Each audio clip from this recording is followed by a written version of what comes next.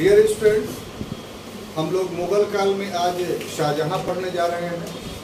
शाहजहां मुगल वंश में एक ऐसा सम्राट है, एक ऐसा बादशाह है जिसके काल में सांस्कृतिक गतिविधियां बहुत ज़्यादा उन्नत रही। आप जितना भी देखते हैं ताजमहल या लाल किला या निर्माण कार्य जो अद्वितीय रूप से मानी जाती हैं, ये सब इसी के काल में बने। ये सक्षम इसलिए हुआ कि इसके पूर्व के जितने शासक थे, खासतौर से अकबर, उसने साम्राज्य को सुदृढ़ कर दिया था, राजस्व की पूरी व्यवस्था स्थापित हो गई और मुगलों को अच्छा राजस्व प्राप्त हो रहा था, तो धन की कोई कमी नहीं। तो धन का इसने स्थापत्य कला के क्षेत्र में, संगीत के क्षेत्र में, चित्रकला के क्षेत्र में बहुत ज़्यादा निवेश किया। इस कारण सारे मुगल वंशों में सांस्कृतिक दृष्टिकोण से सबसे उज्जवल काल जो माना जाता है वो शाहजहां का माना जाता है। इसी कारण से कुछ इतिहासकार अतिरेकपूर्ण ढंग से शाहजहां के काल को मुगल काल का स्वर्ण काल भी कहा जाता है। लेकिन शाहजहां सिर्फ अपने अच्छे कामों के लिए नहीं जाना जाता, बल्कि शाहजहां के व्यक्तित्व का अगर मूल्यांकन करें हम तो पाते हैं कि मुगल वंश जो औरंगजेब के बाद पतनशील हो गया, उसकी बुनियाद इसी काल में डाल दी गई। और वो कैसे कि मनसबदारी व्यवस्था में जो छेड़छाड़ शाहजहां ने की, उसका दुष्परिणाम औरंगजेब के काल में और उसके बाद के काल में देखने को मिला, और जिससे मुगल वंश का पतन हुआ। तो एक अलग विषय है ये हम लोग मनसबदारी संकट अलग से पढ़ेंगे तो उसमें एलोबरेट करेंगे, लेकिन यहाँ व्यक्तित्व के मूल्यांकन के दृष्टिकोण से इसको ध्यान रखना जरूरी है। दूसरा इसका अवगुण ये है कि धर्म के क्षेत्र में बहुत सारे ऐसे निर्णय लिए, हालांकि वो लागू नहीं हुए, जैसे मंदिरों को तोड़ने का आदेश या नवीन मंदिरों के न बनाने का आदेश। यह दो ऐसे आदेश थे जो औरंगजेब के नहीं थे बल्कि शाहजहां के थे, लेकिन ये अलग बात है कि इसको कड़ाई से कभी भी लागू नहीं किया गया। लेकिन जो शासन का स्वरूप था उस पर तो करंट लग ही जाता है। तो इस तरीके से इसके गुण और अवगुण को हमने पहले ही बता दिया, और उसके बाद हम इसके मूल बात पर आते हैं। मूल बात यह है कि ये जहांगीर के 5 पुत्रों में से एक पुत्र। जहांगीर के 5 पुत्र कौन कौन थे तो आपको याद ही होगा। खुसरो सबसे बड़ा पुत्र था, उसके बाद खुर्रम, उसके बाद परवेज, उसके बाद शहरयार और एक जहांगीर। इसमें से महत्व के दृष्टिकोण से अगर आप देखिए तो सिर्फ 2 ही आपको मिलेंगे, एक खुर्रम और एक शहरयार। महत्व इसलिए कि ये जहांगीर के अंतिम समय में इनकी भूमिका स्पष्ट होगी जब हम आएंगे। परवेज की भूमिका ये थी कि इसने बहुत सारे विजय ज्ञान किए। खुसरो की भूमिका कुछ नहीं रही, क्योंकि ये शासक बनते के साथ इसने विद्रोहात्मक नीति अपना ली, और जिसके परिणाम स्वरूप इसको अधिकांश इसके जीवन काल में जेलों में व्यतीत करना पड़ा। और लास्ट में 1618 में शाहजहां ने अपने गद्दी को निष्कंटक बनाने के लिए इसको दक्कन में इसकी हत्या कर। तो इन सब 5 पुत्रों में से जो सर्वाधिक योग्य था, महत्वाकांक्षी था, वो था खुर्रम। हम लोग देख चुके हैं कि खुर्रम जो नूरजहां की, उसका एक भाई था आसिफ खां, उसकी बेटी थी मुमताज महल, उससे ब्याही गई। इस प्रकार ये जुनता गुट का काफी महत्वपूर्ण सदस्य था। और बाद में जब जहांगीर की पत्नी नूरजहां ने अपनी बेटी लाडली बेगम जो शेर अव्वल से उत्पन्न थी, उसका विवाह जब शहरयार के साथ कर दिया, तो फिर ये जुनता गुट जो है बिखर गया। कब? तो 1621-22 ईस्वी।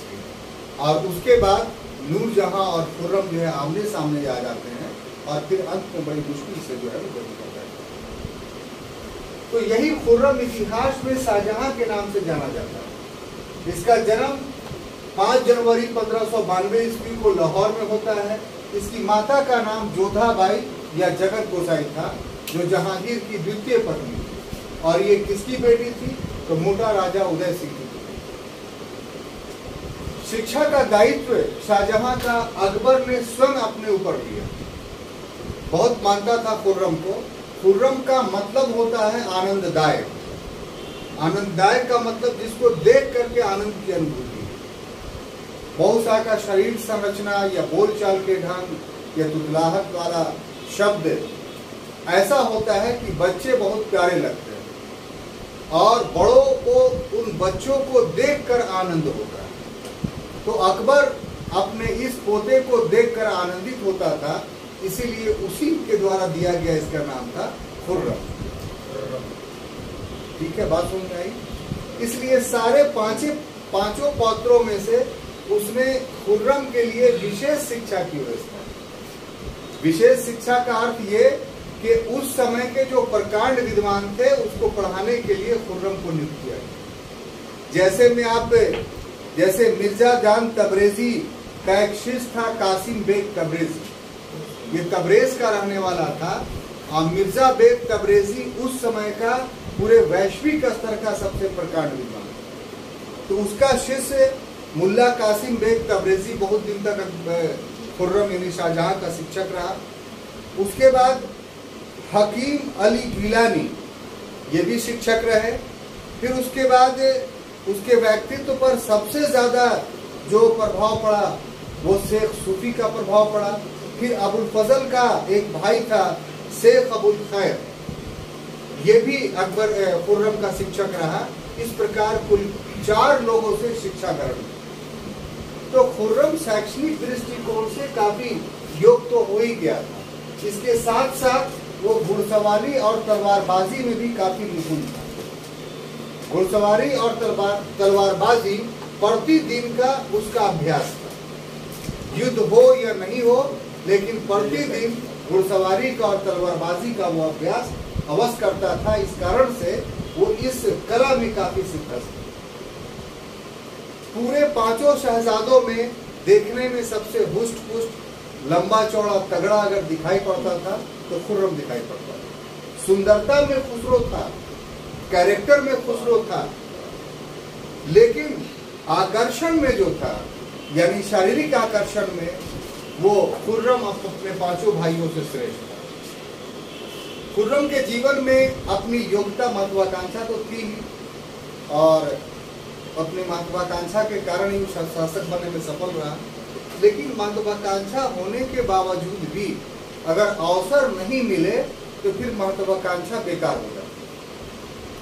बात सुनिए, तो खुर्रम को अपने जीवन काल में सबसे प्रथम अवसर तब मिला जब 1606 में जहांगीर यानी उसका पिता अपने बड़े पुत्र के विद्रोह को दबाने की लाहौर गया हुआ। जहांगीर के जीवन का प्रथम अभियान कोई था तो कौन था? अपने बड़े पुत्र खुसरो के खिलाफ अभियान। पिछले क्लास में पढ़ चुके हैं। और वो अभियान इतना महत्वपूर्ण था कि अगर जहांगीर छोड़ देता तो हो सकता था ईरानी साम्राज्य से साठ-गांठ कर करके खुसरो बाद में चल के बहुत बड़ा चैलेंज बन सकता था। इसलिए जहांगीर ने ये बहुत दूरदर्शिता दिखाई कि अपने पुत्र के विद्रोह को जो है समयानुसार जो है कुचल दिया। तो इस समय जहांगीर का जो शासन था वो नवस्थापित था, 1 ही साल तो हुआ ही था। और ऐसे में पूरे साम्राज्य को व्यवस्थित ढंग से देखना वो बहुत एक कठिन काम था। तो अपने दूसरे बड़े पुत्र पर उसने विश्वास किया और दिल्ली या शासन की पूरी जिम्मेदारी उसने खुर्रम को सौंपी। 1.5 वर्षों तक वो गायब रहा। कहां से? दिल्ली से। कौन? जहांगीर। इन 1.5 वर्षों के अंदर न सिर्फ दिल्ली की व्यवस्था, दरबार की व्यवस्था, बल्कि एक शासक के आदेश जो प्रसारित होते थे पूरे साम्राज्य में, उसमें काफी निपुणता दिखलाई खुर्रम ने यानी शाहजहां ने। इसका परिणाम ये हुआ कि जहांगीर जब वापस लौटा तो बहुत प्रसन्न हुआ और प्रसन्न होने का परिणाम ये हुआ कि उसे 8000 जात और 5000 सवार का मनसबदार बना दिया। यही नहीं, हासिल जो उस समय की बहुत बड़ी जागीर थी वो जागीर उसको दे। अब आप जहांगीर के विजय अभियानों में आप देखे होंगे कि चाहे अहमदनगर का विजय हो या फिर चाहे पंजाब का वो जो निचला भाग वाला विजय हो, ये सारे विजय या दक्कन का विजय हो, ये सारे विजय या फिर मेवाड़ का विजय हो। मेवाड़ का 3 दिन अभियान समाप्त हो असफल हो गया था जहांगीर का। ये सारे अभियान की सफलता का श्रेय जिस पर जाता है वो खुर्रम। और खुर्रम ने क्या अपनाया? तो अपने प्रसिद्ध घेराबंदी, यानी बिना सैनिक क्षति पहुंचाए हुए उसने अपने तमाम शत्रुओं को एक नवीन युद्ध तकनीक से पराजित कर दिया। हालांकि युद्ध तकनीक पहले से भी था, ऐसा नहीं कि जन्मदाता था, लेकिन इसने प्रयोग बहुत ज्यादा किया, जिसका लाभ क्या हुआ कि सैनिकों की क्षति बहुत कम, न इसके तरफ से न उसके तरफ से। इससे जो राजपूत और मुगल संबंध थे उसमें भी काफी मिठास आई। तो एक बहुपक्षीय युद्ध नीति से इसने अपनाई, उससे बड़ा खुश हुआ। और उत्तरोत्तर आप देखते जाइए कि 1611 में 10,000 जात और 5,000 मनसबदार का उसको पद दिया गया। 12 में 30,000 जात और 20,000 मनसबदार का पद दिया। ये जहांगीर के समय में सबसे सर्वोच्च मनसब, इतना ऊंचा मनसब किसी का नहीं। एक तरीके से कहिए कि जहांगीर ने अघोषित रूप से अपना इसको उत्तराधिकारी घोषित कर, क्योंकि सबसे सर्वोच्च मनसब उसी को दिया जाता था जो उसका उत्तराधिकारी होता है। तो ये तो उसके प्रारंभिक कुछ ये थे। अब हम आते हैं उसका बिंदुवार अध्ययन कि उसके जीवन से जो जुड़ी हुई चीजें थी वो क्या है कि विवाह, यानी शाहजहां का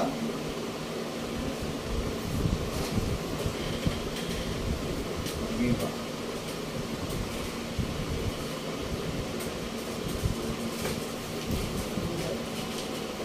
तो जहां तक शाहजहां के विवाह का प्रश्न है, तो इसके 3 विवाहों का विवरण मिलता है। कह लीजिए कि 3 पत्नियों का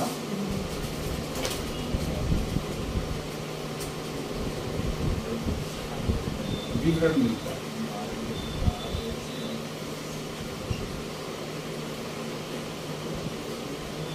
उसमें सबसे पहली पत्नी जो उसकी थी वो मुजफ्फर हुसैन सफवी की पुत्री थी।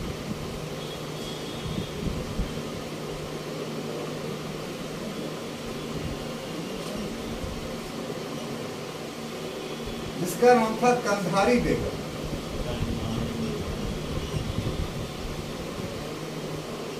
ये विवाह जो हुआ था उसका वो 1610 में हुआ। उसकी दूसरी पत्नी जो थी वो आसफ खां की पुत्री थी।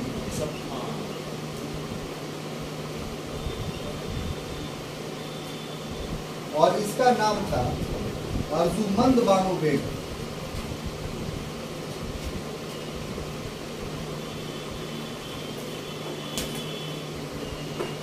ये 1612 में इसकी शादी 32 में पत्नी हो।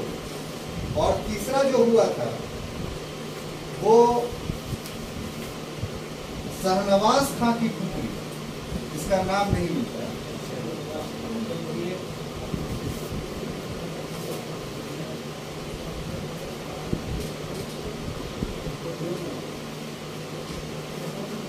इसका 1617 में। देखिए 3 शादियों का जो विवरण है वो जानना क्यों जरूरी है कि आमतौर पे लोग मानते हैं कि शाहजहां अर्जुमंद बानो बेगम उर्फ मुमताज महल से ज्यादा प्यार करता था और उसी का इतिहास में ज्यादा नाम है। इससे ये भ्रम बन जाता है कि लगता है खुसरो की तरह भी ये भी एक पत्नी का मालिक है। इसलिए अनिवार्य है कि बताया जाए कि नहीं, शाहजहां का घोषित पत्नियां जो थी वो 3। इसमें सबसे पहले शादी जो थी वो मुजफ्फर हुसैन सफवी, ये ईरान का एक सामंत था जो मुगल दरबार में नौकरी करता था। उसकी यानी एक ईरानी थी कंधारी बेगम, उससे 1610 में शादी किया और इससे एक पुत्री का जन्म हुआ जिसका नाम था परहेज बानो।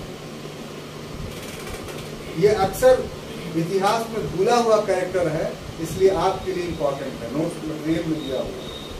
तो परहेज बानो याद रखिए। कैसे याद होगा इसका तकनीक आगे बता। दूसरी पत्नी जो इतिहास में काफी पॉपुलर हुई वो थी आसिफ खान की पुत्री अर्जुमंद बानो और इससे 1612 में शादी हुई। परहेज बानो की पैदाइश हो चुकी और जब परवेज बानो की पैदाइश हुई तो फिर उसके बाद कंधारी बेगम से कोई पुत्र प्राप्त नहीं। अब अर्जुमंद बानो बेगम ये मुमताज महल से 1612 से लेकर 1632 ईस्वी तक कुल 14 संतानें पैदा हुई। कितना? 19 वर्ष का वैवाहिक जीवन है। 19 वर्ष के वैवाहिक जीवन में 14 संतानें पैदा हुई और 14 संतानों में से 7 मर गई और 7 जीवित रही। उसमें सबसे पहले जो पैदा हुई थी वो लड़की पैदा हुई थी जिसका नाम था जहांआरा। जहांआरा के बाद 2 लड़के पैदा हुए जिनका नाम था दारा और शाहसूजा। और उसके बाद फिर एक लड़की पैदा हुई जिसका नाम था रोशन आरा। और फिर 2 और लड़के पैदा हुए जिसमें पहला था औरंगजेब, यानी पुत्र के हिसाब से ये तीसरा हुआ और सारे बच्चों के हिसाब से 5वां, है ना। औरंगजेब और उसके बाद मुराद, ये मुराद छोटा था। और अंतिम जो पैदा हुई वो लड़की पैदा हुई जिसका नाम था कैसे गौहर। और इसी परसों पीड़ा में मुमताज महल की मृत्यु हो गई थी बुरहानपुर। गौहर आरा की पैदाइश कहाँ हुई थी? बुरहानपुर में। तो कहने का अर्थ ये है कि इसमें एक फिल्म देखिएगा तो रिलेशन जो है शाहजहां की अपनी पत्नियों के साथ, इसका फिल्मांकन एक फिल्म में हुआ है जिसका नाम है ताजमहल।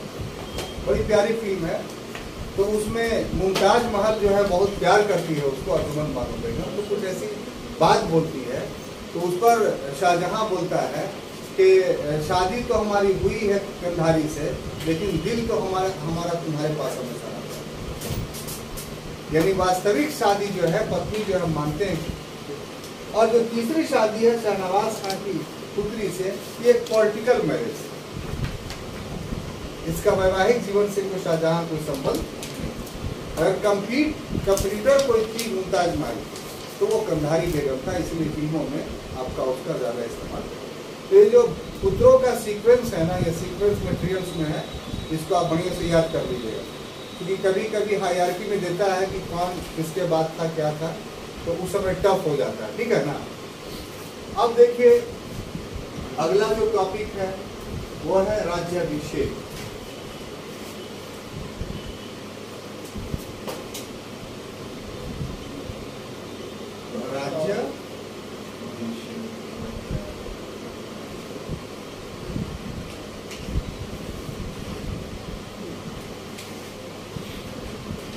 देखिए साहब, जब 1627 में जहांगीर की मृत्यु होती है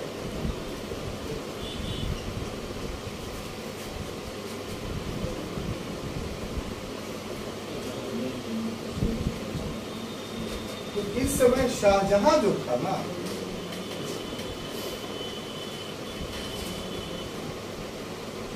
वो दक्कन में था।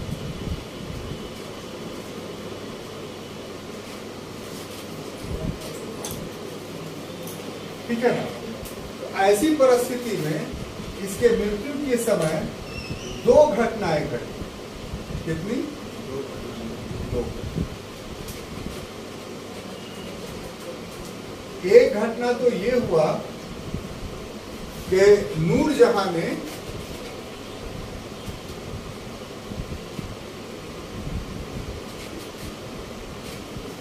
शहरयार को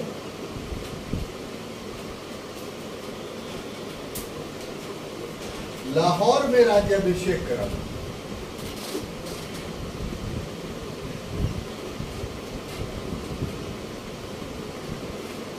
ठीक है ना। और दूसरा घटना घटा कि आसफ खान ने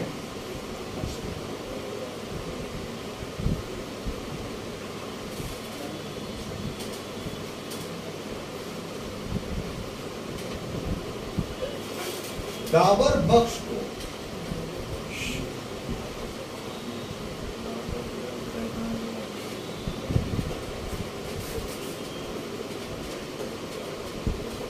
आगरा में राज्याभिषेक करा, यानी 2 राज्याभिषेक हुए। ठीक है, हम बताते हैं कि क्यों। अब देखिए, उसके बाद ये जो आसफ खां था, इसने लाहौर जाकर करके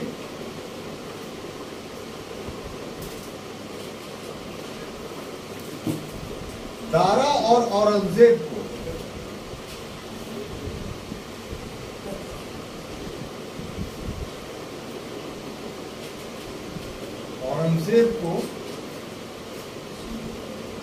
नूरजहां से प्राप्त किया।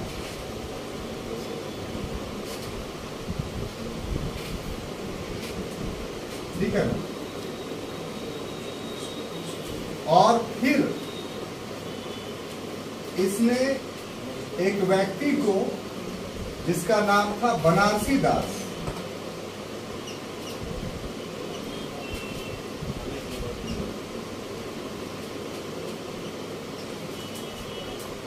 दक्कन भेज दिया। ठीक है, शाहजहां के आने पर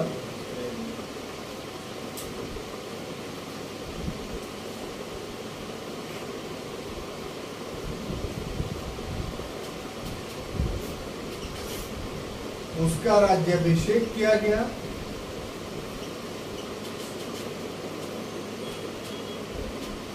और शाहजहां ने उसके बाद जो था,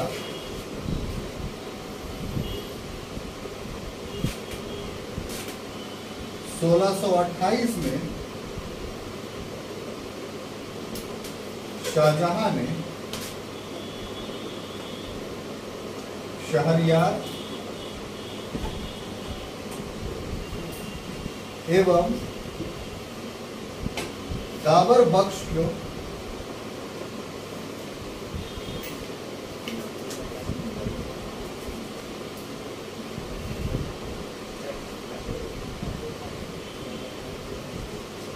पराजित।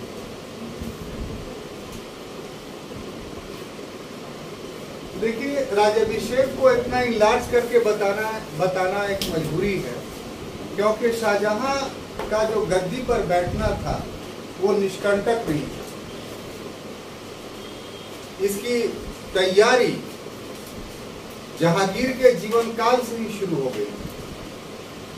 और कैसे शुरू हो गई थी कि जब 1612 ईस्वी में खुर्रम की शादी आसफ खां ने अपनी पुत्री अर्जुमंद बानो बेगम से कर दिया, तो उसी समय से यह एक परिवेश बन गया था कि जहांगीर का असल उत्तराधिकारी जो है वो खुर्रम।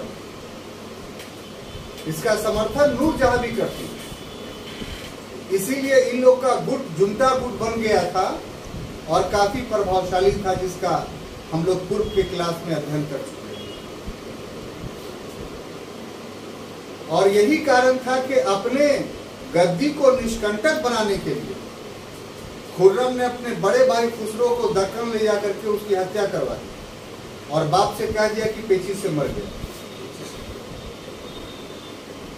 लेकिन परिस्थिति में परिवर्तन कब आता है कि जब 1621 ईस्वी में नूरजहां अपनी पुत्री लाडली बेगम, जो जहांगीर से पैदा नहीं हुई थी बल्कि उसके प्रथम पति शेर अफगन से उत्पन्न थी, उसकी शादी जहांगीर के चौथे पुत्र शहरयार के साथ कर दी।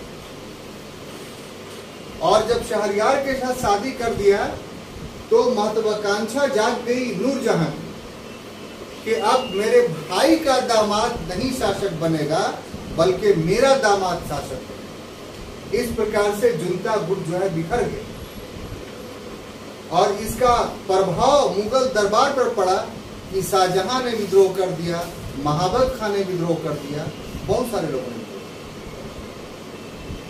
और इन सभी विद्रोहों को दबाते हुए 1627 तक का समय आता है और जहां पर जहांगीर पूरी तरीके से शारीरिक रूप से इन प्रभावों के कारण जो है वो टूट चुका है।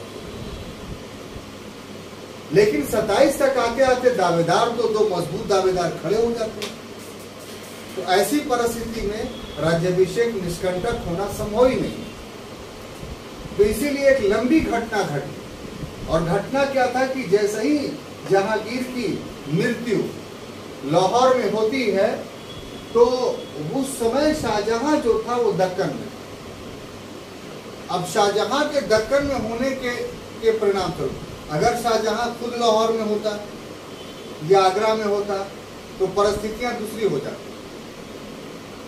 लेकिन दक्कन काफी दुर्गम क्षेत्र था, वहां से लौटना उसके लिए फौरन संभव नहीं था, क्योंकि बीजापुर गोलकुंडा के युद्धों में व्यस्त था, और ऐसे में कोई युद्ध चल रही हो तो उसको समेटना काफी मुश्किल हो जाता है। अगर एक बैक आप युद्ध भूमि से भागते हैं तो फिर आपकी मृत्यु भी हो सकती है, क्योंकि जिसके खिलाफ आप युद्ध लड़ रहे हैं वो पीछे से आकर आप पर आक्रमण भी कर सकता है। तो बहुत समझ कर करके युद्ध बंद किया जाता है। तो ऐसे में दो घटनाएं घटी, पहला नूरजहां के द्वारा, दूसरा आसफ खां के द्वारा। नूरजहां के द्वारा जो घटना घटती है वो लाहौर में, और आसफ खां के द्वारा जो घटना घटती है वो आगरा में। वो क्या था भाई कि नूरजहां ने फौरन शहरयार को तैयार किया, हालांकि वो बीमार था।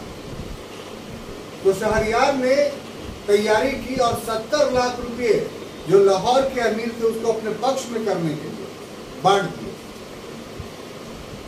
आमतौर पे मुगलों के यहाँ स्वामी भक्ति जो होती है वो शासक के प्रति होती है, किसी शहजादे के प्रति नहीं। शहजादे के अधीन सेना होती थी, लेकिन मुगल प्रशासन इतना सुदृढ़ था कि हायरार्की में कोई भी सेनापति या कोई भी मुगल दरबारी अवहेलना नहीं कर सकता था शासन। तो ऐसे में शहरयार को घूस देना पड़ा, अपने पक्ष में जाना पड़ा, और जब वहां के दरबारी या लोग मिल गए तब नूरजहां ने उसका राज्याभिषेक करा। अब देखिए, हमेशा से भारत की राजधानी के दो केंद्र अनचाहे रूप से रहे। राजधानी आगरा या दिल्ली ही रही है, लेकिन अघोषित रूप से लाहौर भी राजधानी रही। अकबर, जहांगीर, औरंगजेब भी इन जगहों पे अपने राजधानियां को ले गया। कब? जब उत्तर पश्चिमी क्षेत्र को विजित करना हो या वहां के विद्रोहों का दमन करना हो। इसीलिए अकबर ने लाहौर में भी उसी प्रकार का किला बनाया था, उसी प्रकार का मस्जिद शाहजहां ने बनाया था, जिस प्रकार के किले और मस्जिद दिल्ली में बना। आपने लाल मस्जिद का नाम सुना होगा, बादशाही मस्जिद लाहौर की बहुत मशहूर है, और लाहौर का किला भी है जो दिल्ली के किला के समान है। तो इस प्रकार से दो केंद्र सत्ता के उभर करके सामने आए, एक लाहौर और दूसरा आसफ खान ने एक तेजी दिखाई कि शाहजहां तो है नहीं, तो अगर बहुत दिन बीत जाएगा, बात फैल जाएगी, तो शहरयार को ही दिल्ली के सामंत भी या मुगल अमीर भी शासक मान लेंगे, तो बाद में बहुत दिक्कत हो जाएगा। इसलिए यहाँ खुसरो के बेटे दाबर बख्श का राज्याभिषेक करा कि मुगल शहजादा है और अकबर जहांगीर का ही पोता है, कोई दूसरा तो है नहीं। बाकी लोग मर गए थे, यानी खुसरो, परवेज और जहांदार, तो बचा हुआ तो दो ही था, कौन? खुर्रम और शहरयार। तो शहरयार यहाँ है नहीं, खुर्रम यहाँ है नहीं, तो अब मुगल वंश का उत्तराधिकारी बचा हुआ कौन है? तो खुसरो का बेटा दाबर बख्श। इसलिए दिल्ली के तुर्क मुगल अमीर शहरयार के पक्ष में नहीं चले जाए, ये उसको शासक नहीं मान ले, इसको रोकने के लिए एक टेक्निक के रूप में आसफ खान ने जो है वो खुसरो के पुत्र दाबर बख्श को क्या बना दिया? मुगल सम्राट बना दिया, और फौरन भेज दिया बनारसी दास को दक्कन कि जाकर के पूरी परिस्थितियां समझाओ कि यहाँ क्या हो रहा है, और तत्क्षण जितना जल्दी हो यहाँ चले आओ। लेकिन अपना पत्ता वो नहीं खोला था, चाहता तो अभी वो युद्ध करके पराजित कर देता शहरयार को, लेकिन क्यों नहीं कर पाया आसफ खान? तो इसलिए कि आपको याद होगा कि जब खुर्रम विद्रोही बना था जहांगीर से 1622 में, तो बहुत बड़ा युद्ध हुआ था जिसको महाबत खान ने पराजित किया। लेकिन एक समझौता हुआ था जहांगीर और शाहजहां के बीच कि गारंटी के रूप में अपने दो पुत्रों यानी दारा और औरंगजेब को हमारे पास रखते। तो अभी के समय में जिस समय मृत्यु हुई थी तो दारा और औरंगजेब जो थे वो नूरजहां के पास थे। तो कैद के रूप में नहीं, अब वो भी पोता ही हुआ तो जहां जहां जहांगीर जाता था ले आता था, लेकिन निगरानी में किसके रहा? जहांगीर के मरने के बाद नूरजहां की। तो अगर अभी युद्ध की घोषणा कर दी जाती तो फिर आसफ खान या खुर्रम युद्ध हार जाते। क्यों? क्योंकि ढाल के रूप में प्रयोग कर लेती नूरजहां किसको? औरंगजेब और दारा। इसलिए एक तरफ बनारसी दास को दक्कन भेजता है और दूसरी तरफ आसफ खान खुद अकेले फौज लेकर के नहीं, तने तना बहन थी ना, दूसरी तो थी नहीं, पहुंच जाता है वहां और बढ़िया बढ़िया मीठी मीठी बात कर करके अपने बहन से, अब तो बादशाह रहे नहीं थे, बच्चा को दे दो मेरे, ये भी तो मेरा नवासा है ना। आसफ खान का कौन लगा? नाना लगा। हाँ, औरंगजेब और दारा का नाना लगा आसफ खान, तो नवासा हुआ दोनों। तो नवासा को दे दो, अब तो लड़ाई रही नहीं हम लोग के बीच। तो इस तरीके से बहन को धोखा दे करके ये दोनों पुत्र को लेकर के चला। और इस बीच दाबर बख्श को भी हटा देता है और आसफ खान उसकी अनुपस्थिति में, शाहजहां भी नहीं पहुंचा था, रास्ते में था, तो उसकी अनुपस्थिति में राज्याभिषेक करा देता है उसका और दाबर बख्श भाग के चला जाता है लाहौर। तब जब शाहजहां आता है तब उसकी उपस्थिति में फिर राज्याभिषेक किया जाता है। इस तरीके से राज्याभिषेक की पूरी घटना घटित हुई। अंत में अपने शासन को निष्कंटक बनाने के लिए 1628 में वो अभियान करता है लाहौर का, और उस अभियान में दोनों लोग पराजित होते हैं, दाबर बख्श भी और शहरयार भी। और दाबर बख्श तो भाग करके अराकान चला जाता है, बर्मा। उसका क्या हुआ हिस्ट्री में कुछ पता नहीं, मरा या बचा। लेकिन शहरयार को कारागार में डाल दिया जाता है और वही कुछ दिनों के बाद उसकी मृत्यु हो गई। इस प्रकार से ये उत्तराधिकार की ये लड़ाई जो है वो समाप्त होती है। लेकिन नूरजहां उसके बाद कोई प्रतिक्रिया नहीं करती है और शाहजहां भी नूरजहां के साथ कोई बुरा व्यवहार नहीं करता, बल्कि नूरजहां जहां थी भीमवर में, लाहौर के पास भीमवर एक जगह है, वहीं वो रह जाती है। और शाहजहां भी जो है अपनी ओन माँ तो नहीं, लेकिन दूसरी सौतेली माँ होने के बावजूद भी उसको 2 लाख रुपया वार्षिक जो है वो हमेशा देता रहा। और इसमें किसी भी वर्ष कमी नहीं की गई। जब तक 1645 तक नूरजहां जीवित रही उसको सारी सुविधाएं और 45 लाख रुपया वार्षिक रूप से हमेशा मिलता है। तो ये कहानी। अब आते हैं उपलब्धियों पर, बारी बारी करते हैं। तो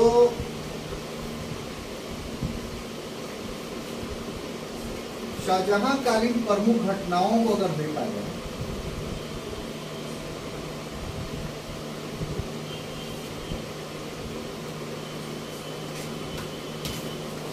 प्रमुख घटना,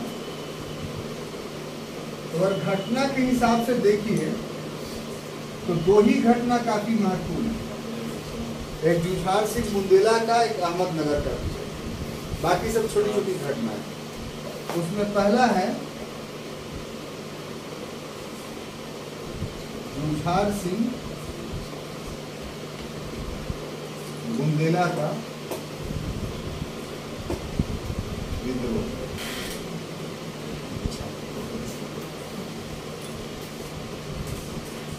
आपको पता होगा कि जुझार सिंह बुंदेला कौन था?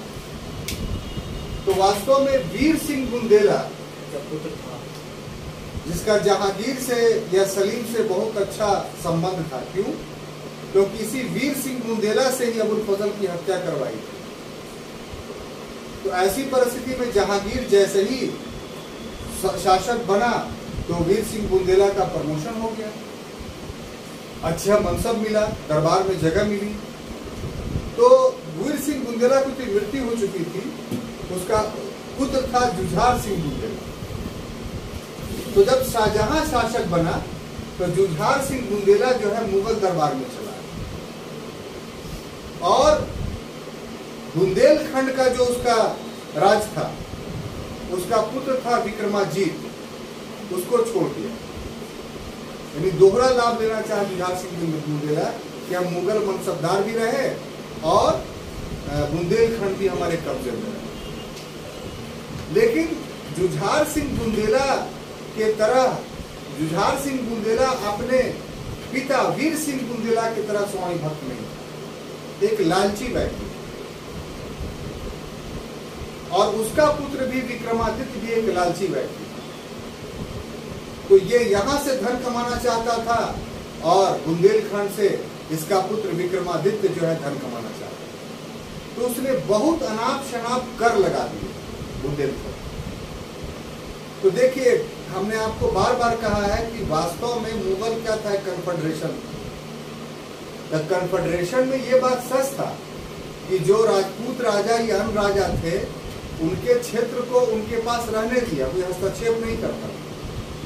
लेकिन अगर उस क्षेत्र में शोषण पूर्वक शासन हो रहा हो और जनता की शिकायत मुगलों के पास अगर आती, तो ऐसी परिस्थिति में मुगल सक्रिय हो जाते। स्वायत्तता या स्वतंत्रता का मतलब ये नहीं कि आप अपने क्षेत्र में मुगल नीतियों के विरुद्ध शासन कीजिए। अगर मुगल नीति क्या थी कि जनता का शोषण या एक्सप्लॉयटेशन नहीं होना चाहिए, जनता पर लोक कल्याणकारी ढंग से शासन किया जाना चाहिए। तो जब विक्रमादित्य ने बुंदेलखंड में अधिक कर की वसूली की, अत्याचार करने लगा, तब इसकी शिकायत शाहजहां के दरबार में आने लगी। तो शाहजहां ने बजाते तौर पे एक कमेटी बना दी कि वो जांच करे कि बुंदेलखंड में राजस्व की वसूली किस ढंग से हो रही है। अब जैसे ही इस कमेटी के बनने की सूचना जुझार सिंह को मिली, तो वो दरबार ही छोड़ करके भाग गया। उसको एहसास हो गया कि मेरा पुत्र जो है गलत कर रहा है, और कमेटी अगर रिपोर्ट दे देगी तो हम ही गिरफ्तार हो जाएंगे। तो ये फिर बुंदेलखंड चला गया। जब कमेटी ने रिपोर्ट दी तो शाहजहां ने वहां अभियान करवाया। अभियान में पराजित हो जाता है और फिर जुझार सिंह अपनी गलती को स्वीकार कर लेता है कि नहीं, अब ऐसा हम कभी नहीं करेंगे।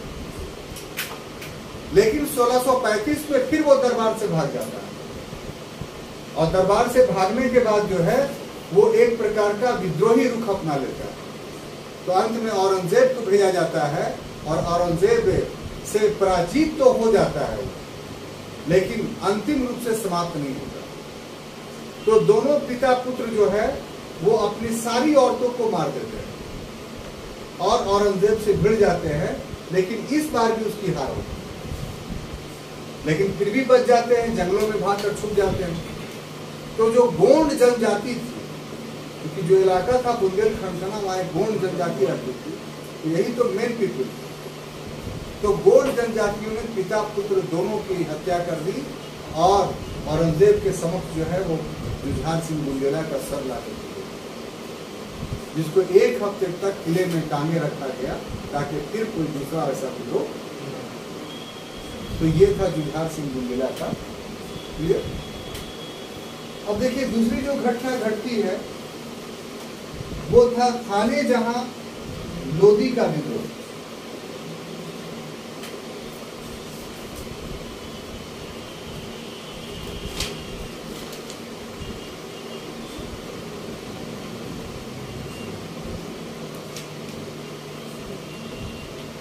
खाने जहां लोदी का विद्रोह। जैसा कि नाम से पता है कि ये अफगान था, मुगल नहीं था, और अफगान अंतिम रूप से जहांगीर के समय में मुगल मनसबदार बन चुके थे। उसी में सबसे शक्तिशाली अफगान कोई था तो खाने जहां लोदी। बहुत सारे जहांगीर के पीरियड में इसने सहयोग के अभियानों में भाग लिया, इसलिए इसकी महत्ता काफी अधिक थी। लेकिन कहा जाता है ना कि जिसकी जो आदत होती है वो जाती नहीं। तो मुगलों के प्रति जो बैर था वो इसके दिल में भी जो है वो था। इसलिए इसने 1629 ईस्वी में दरबार को छोड़ दिया और दरबार में जब बुलाया गया तो ये नहीं आया। इस खाने जहां लोदी को शाहजहां अपने दरबार में रखा क्योंकि काफी शक्तिशाली मनसबदार था और काफी सेना थी इसके पास, तो कोई महत्वपूर्ण अभियान के लिए ऐसे ऐसे लोगों को रखा जाता है। लेकिन बिना बोले हुए दरबार छोड़ के भाग गया तो इसको विद्रोह माना जाता है। कैसे? जैसे आप लोग बिना बोले हुए क्लास छोड़ देते हैं, ये क्लास के विरुद्ध विद्रोह है, इसकी सजा मिलनी चाहिए जो लोग भी ऐसा विद्रोह करते हैं। तो ये एक विद्रोह माना गया और जब बुलाया गया तो नहीं आया और बुंदेलखंड गोंडवाना होते हुए दक्कन भाग गया। तो इससे और पक्का हो गया कि नहीं विद्रोही हो ही गया। तब इसके खिलाफ शाहजहां ने खुद अभियान किया खाने जहां लोदी के खिलाफ और सिन्हादा के निकट खाने जहां लोदी को पराजित किया जाता है, उसकी हत्या की। इस प्रकार अनंतिम रूप से लोदियों का सफाया खाने जहां लोदी के रूप में शाहजहां करने में सफल था। तीसरी जो घटना है वो है नौरोज उत्सव। क्या चीज? नौरोज। ये नौरोज उत्सव जानते हैं क्या था? कभी नाम सुना है आप आशुतोष भाई? नहीं। एक विवाह उत्सव था और ये इस्लामी विवाह उत्सव नहीं था, ये पारसी विवाह उत्सव। ईरान में जो है ये प्राचीन काल से पाया जाता है। तो वहां जो ईरान में विवाह होता था तो उसका एक नियम था कि वर्ष में एक बार ये दिन निर्धारित होते थे, हर दिन नहीं। ईरानियों को, ये पारसियों को अगर विवाह करना होता था तो उसका एक दिन वर्ष में निर्धारित होता था। उसके लिए बहुत बड़ा महोत्सव का आयोजन किया जाता था और एक हॉल में लड़के लड़कियों को जो है वो छोड़ दिया जाता था और फिर अंधेरा कर दिया जाता था, जिसके हाथ में जो लड़कियां आ जाएं तो जलने के बाद जो है वो उस लड़की से विवाह हो जाता था। ये भी प्रक्रिया थी। और दूसरी प्रक्रिया ये थी कि छोड़ इसलिए दिया जाता था कि लड़के लड़कियां जो है आपस में एक दूसरे से बातचीत कर लें, एक दूसरे से परिचित हो जाए, एक दूसरे से प्रभावित हो जाए, ताकि विवाह जो है वो सफल हो। इस्लाम में इसको बुरा माना जाता है। अगर मुगल साम्राज्य इस्लामी साम्राज्य रहता तो नौरोज उत्सव को नहीं मनाया जाता। लेकिन आपने देखा कि नौरोज उत्सव को न सिर्फ मुगल बल्कि दिल्ली सल्तनत में भी ये मनाया जाता रहा। हाँ, शाहजहां की विशेषता ये थी कि इसके दौर में बजाते दारूपे इसका भव्य आयोजन किया गया बड़े पैमाने पर। अन्य समयों में इसी छोटे पैमाने पे हो जाया करता था, इसीलिए अध्ययन का विषय बना। और ये घटना 1632 ईस्वी में शुरू हुई कि अब हर वर्ष जो है नवरोज उत्सव मनाया। हाँ, 9 वर्ष में इसको कहा जाता है। तो इस तरीके से इसमें मुगल दरबार में नवरोज के माध्यम से विभिन्न वैवाहिक संबंध जो है वो स्थापित किए जाते थे। उद्देश्य शाहजहां का ये था कि जो हमारे काल में विवाह हो वो काफी सफल हो, कोई छूटे नहीं, लड़के लड़कियां आपस में एक दूसरे को समझ लें और जो विवाह करे तो विवाह के बाद दोनों के बीच तलाक का सिस्टम। उसके बाद दुर्भिक्ष एवं अकाल।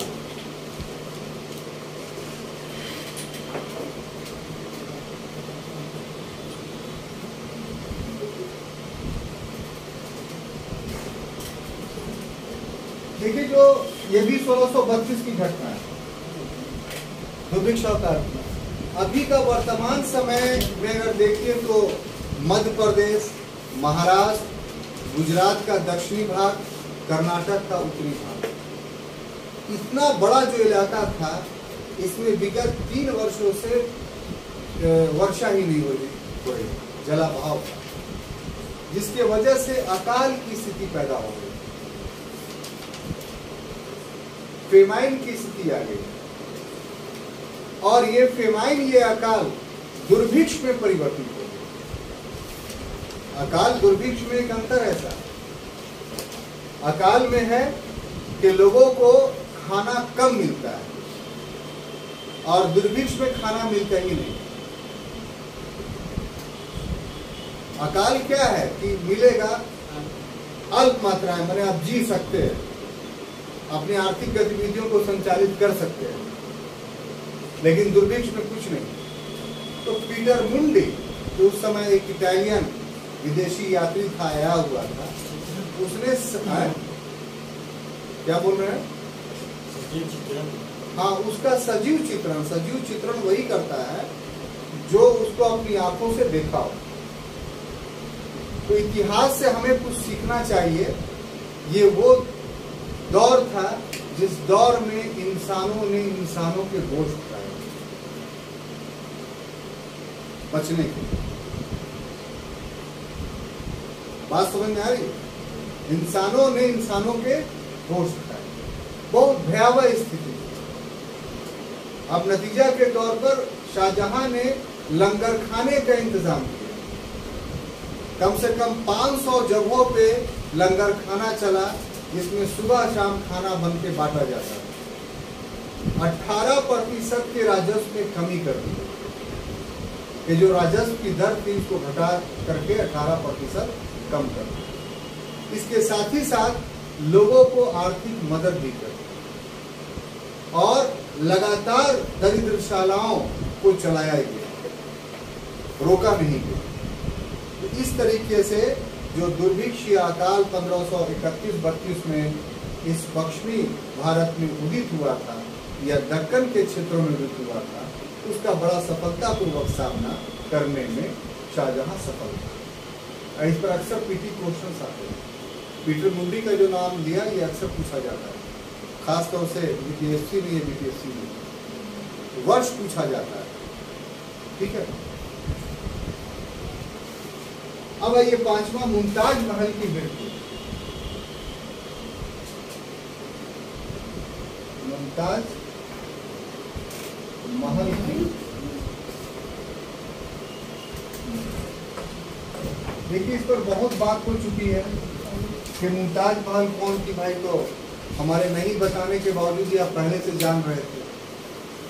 यहां पर बताना यह है कि इस समय दक्कन अभियान पर था शाहजहां और पत्नी को कभी छोड़ता नहीं।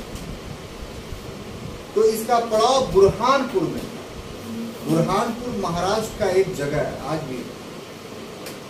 तो वहीं परसों पीड़ा हुई और उसकी सबसे छोटी पुत्री, क्या नाम है उसका, गौहन आरा। गौहन आरा पैदा हुई, लेकिन पैदा होते के साथ मुमताज पड़ गई। तो वहीं बुरहानपुर में एक बाग था, एक पार्क था, वहां उसको फौरी तौर पर दफना दिया। लेकिन जब लौटा, ये घटना है 1532 की, कुल 19 साल का वैवाहिक जीवन था दोनों के बीच, लेकिन प्रेम इतना था कि आगरा के किले में शाहजहां को मन ही नहीं लगता। ये घटनाएं 2 बैटरीट में दिखाई पड़ेगा, एक मौलाना अबुल कलाम आजाद में, एक शाहजहां।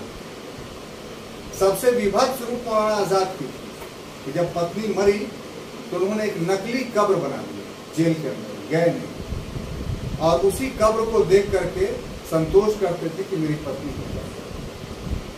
और जब जेल से रिहा हुए थे, जब ओरिजिनल कब्र पे कलकत्ता गए, तो कहा जाता है कि मौलाना को अपने जीवन में निशब्द और काठ की तरह बदन पहली बार देखा कि सुबह से शाम हो गया, ना पलके झपकी, ना आंसू गिरा, ना कदम गिरा, बस सिर्फ कब्र को मौलाना देख रहे तो देख रहे। और मौलाना की बीवी का नाम जो था वो अभी नाम भूल रहे हैं। तो जो शादी हुई थी उस समय श्रृंगार जो किया, उसके बाद मृत्यु तक श्रृंगार नहीं, कभी मौका ही नहीं मिला। मौलाना स्वतः संग्राम में इतने व्यस्त रहा था और 19 साल तो जेल में रहे। तब जेल में रहे तो किसके लिए श्रृंगार करा? जुलेखा बेगम नाम। तो इतना दर्दनाक कहानी किसी पति पत्नी का एक वहां मिलता है, एक यहाँ मिलता है कि मोहब्बत किसे कहते हैं। वो एक मौलाना आजाद में दिखाई पड़ा और एक शाहजहां में, कि अपनी बीवी के लाश को छोड़कर बुरहानपुर में शाहजहां आता है आगरा, उसका मन ही नहीं लगता है कि कम से कम लाश तो यहाँ रखा। तो फिर वो जाता है, फिर उस लाश को खुदवा कर करके, फिर ठीक जो है वो जो उसका मुसम्मम बुर्ज था जहाँ पर वो शाम में बैठा करता था, तो वहाँ से यमुना नदी के उस तरफ एकदम सही स्पेस दिखाई पड़ता है। तो वहाँ पर उसने वो ज़मीन जो थी यमुना नदी के उस तरफ, वो जयपुर या आमेर के राजा सवाई जय सिंह की ज़मीन। तो ये लोग बोलते हैं, वास्तविकता ये है कि सवाई जय सिंह की रजिस्ट्री, मतलब उसने लिखा शाहजहां को, उसको पैसा दिया गया और सवाई जय सिंह से खरीदा उसने, और तब वहां दफन। और ईसा खां से जब मुलाकात हुई, उसकी तमन्ना हो रही कि हम एक ऐसा बिल्डिंग बनाएंगे कि जो क़यामत के समय तक जो है जिए। तो वही ताजमहल का निर्माण उस जगह पर। तो ताजमहल में आप जाएंगे तो वहां भी 2 कब्रें हैं। ऊपर में जो आप देखते हैं संगमरमर का, वो फॉल्स है, वो कब्र नहीं। ठीक उसके नीचे में मिट्टी का कब्र है जिसको बंद कर दिया गया, जिस पर लोग बहुत ये करते हैं क्यों बंद किया गया, क्यों बंद किया गया। तो भाई नीचे सॉलिड है ही नहीं है, मिट्टी है। तो आप जाके उस कब्र को डिस्ट्रॉय कर दीजिएगा। तो डिस्ट्रॉय नहीं हो, बहुत दिन तक खुला रहा, लेकिन लोग उसको पूजने लगे, ये करने लगे। तो ये सबसे गवर्नमेंट, क्योंकि वो गवर्नमेंट ऑफ इंडिया की प्रॉपर्टी है, किसी की प्राइवेट प्रॉपर्टी नहीं है, उसकी एक चीज़ भी आप डिस्ट्रॉय नहीं कर सकते। वहाँ एक मस्जिद है, उस मस्जिद में कोई जाके नमाज भी नहीं पढ़ सकता।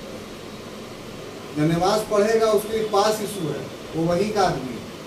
वो पुलिस पास, वो भी सिर्फ जुमे की नमाज, 5 वक्त की नमाज वहाँ नहीं है। तो प्रॉपर्टी जो है गवर्नमेंट की है, किसी प्राइवेट आदमी की नहीं।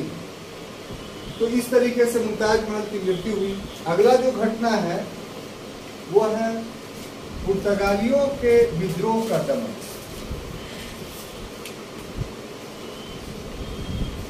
पुर्तगालियों के विद्रोह का दमन।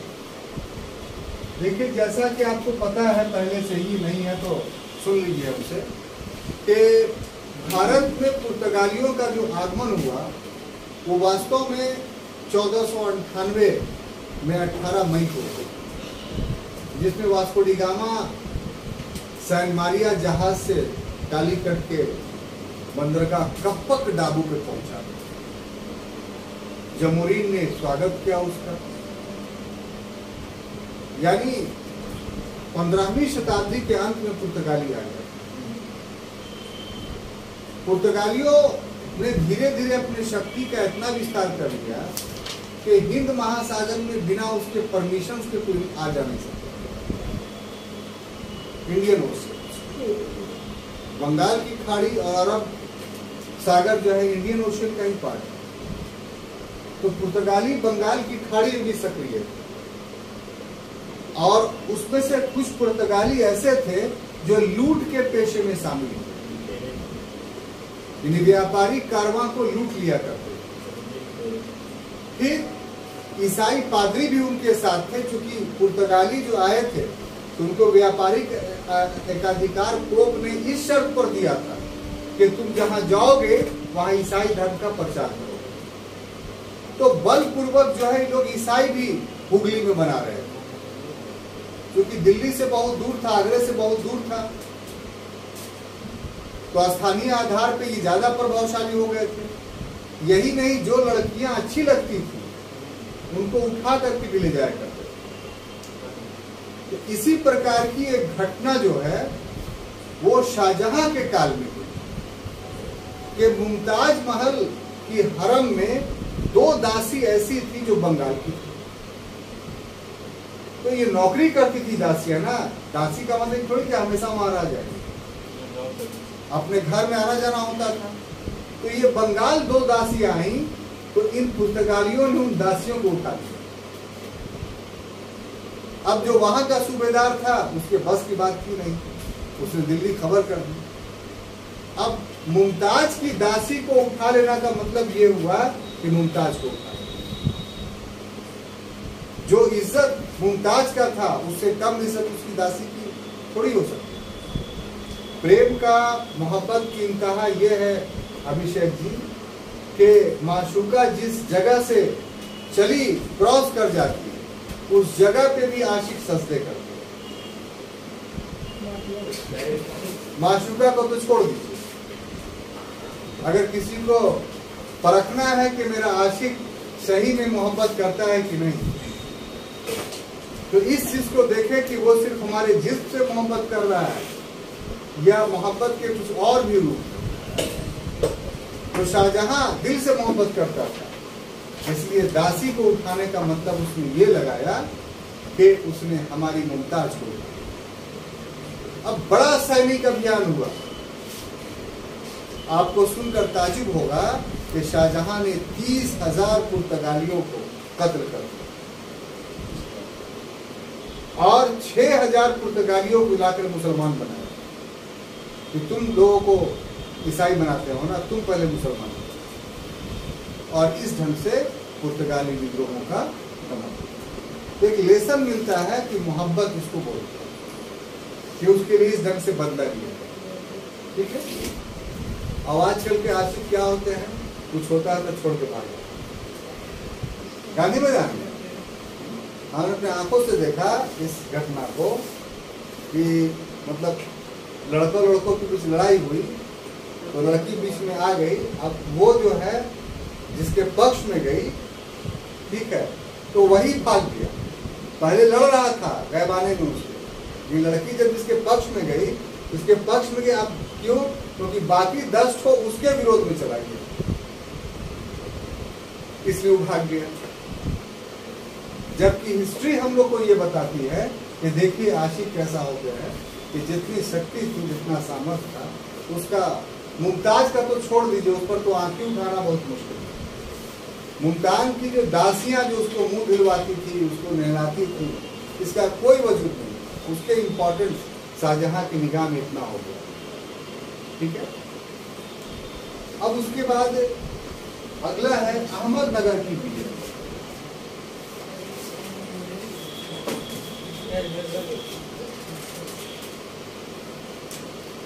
तो आपको पता होगा कि अहमदनगर पर अकबर ने भी अभियान किया, जहांगीर ने भी अभियान किया। लेकिन अहमदनगर का जो अभियान अकबर और जहांगीर के समय में हुआ वो सिर्फ बरार तक सीमित रहा।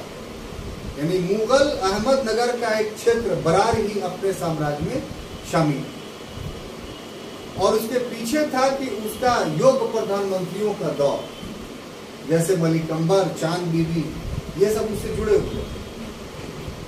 तो इसलिए इन 2 शासकों के दौर में अहमदनगर कभी भी संपूर्ण रूप से मुगल साम्राज्य का अंग नहीं बना। अहमदनगर मुगल साम्राज्य का अंग बनता है तो शाहजहां के समय। इसलिए साम्राज्य विस्तार के दृष्टिकोण से शाहजहां की एकमात्र उपलब्धि कि उसने मुगल साम्राज्य में अहमदनगर को शामिल किया। अहमदनगर का मतलब आज का महाराष्ट्र का जो इलाका है, तो गुजरात का इलाका है, वो उस समय अहमदनगर एक रियासत था। यहाँ मलिक अंबर का पुत्र फतेह खां था, काफी लालची हो गया था और अपने पिता के समान नहीं था। और इसी समय खाने जहां लोदी ने अभियान किया, फिर असफल हुआ, आजम खां के नेतृत्व में अभियान हुआ, वो भी असफल रहा। तब ऐसी परिस्थिति में जो है मुगल सम्राट ने जो है 10 लाख की सेना लेकर के उसको घेर लिया और जो मुर्तजा द्वितीय था उसको अपने पक्ष में कर लिया और अहमदनगर को हमेशा के लिए दिल्ली सल्तनत मुगल वंश का अंग बना लिया। सबसे अंतिम अभियान जो है वो बीजापुर का है।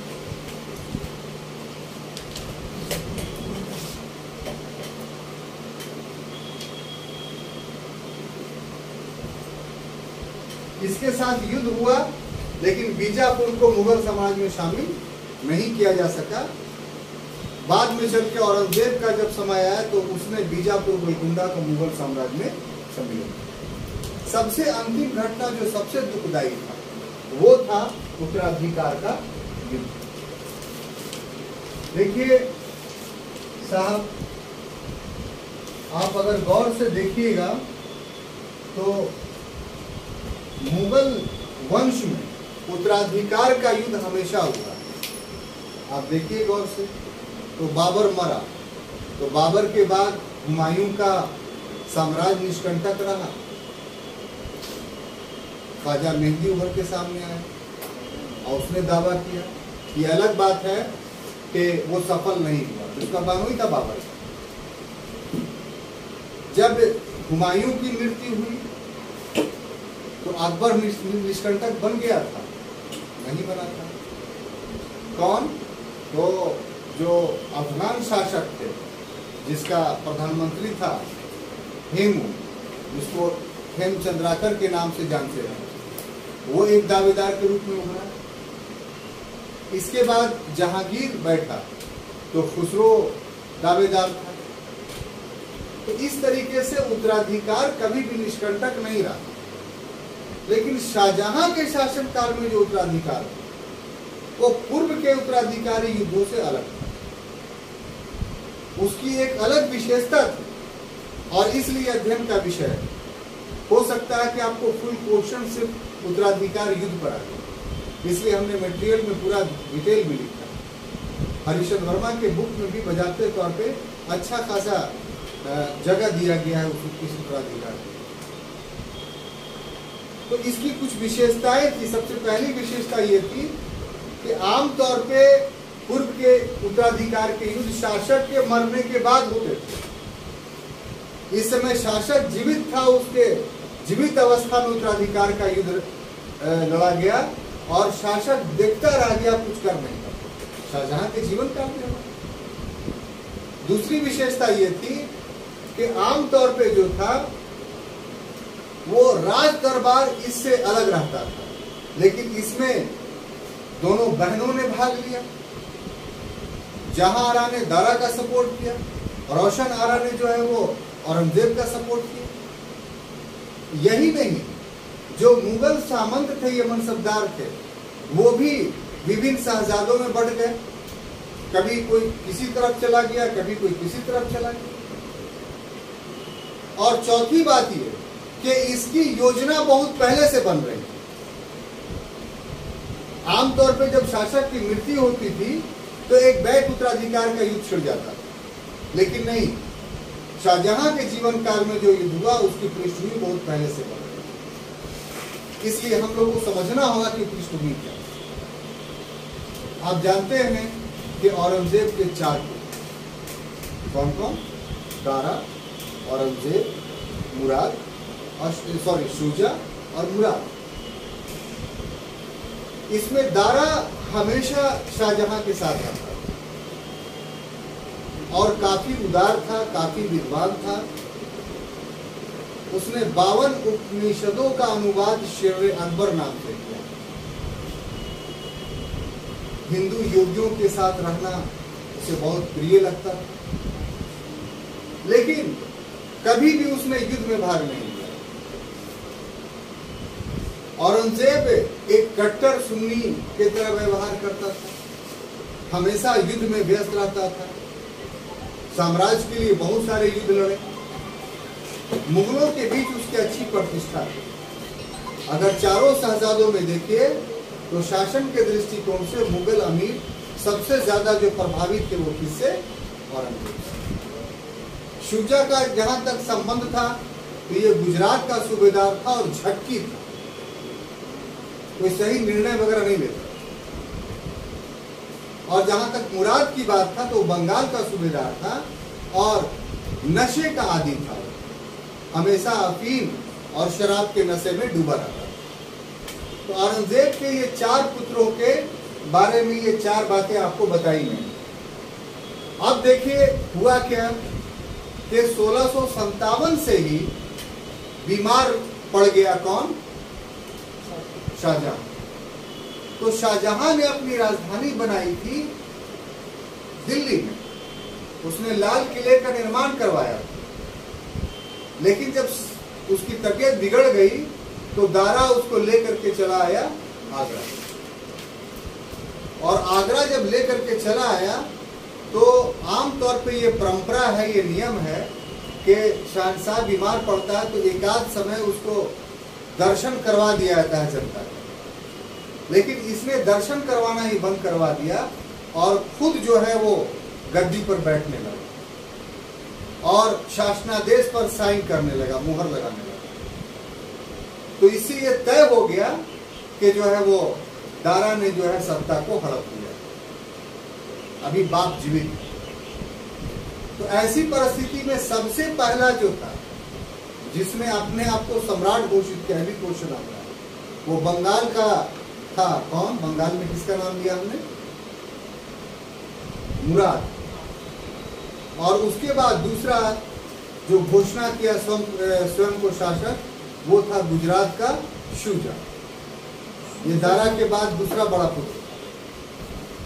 जब जानकारी इसको मिली औरंगजेब को, औरंगजेब दक्कन में था, तो उसने शुजा को चिट्ठी लिखी कि देखो ऐसे नहीं तुम विधर्मी दारा को पराजित कर सकते, तो हम लोग मिल जाते हैं आपस में और संयुक्त रूप से दारा को पराजित करते हैं और उसके बाद हम लोग साम्राज्य का बंटवारा करते हैं। तो इस ढंग से दोनों की सेनाएं धर्मत नामक स्थान पर मिलती है। अब्दुल्ला खां और जसवंत सिंह, ये दोनों को सेना सहित जो है दारा भेजता है पराजित करने। तो सबसे पहला धर्मत का युद्ध होता। इस युद्ध में अब्दुल्ला खां मुसलमान होने के नाते जाके औरंगजेब के सेना में मिल जाता है। क्यों? क्योंकि दारा को विधर्मी समझता है।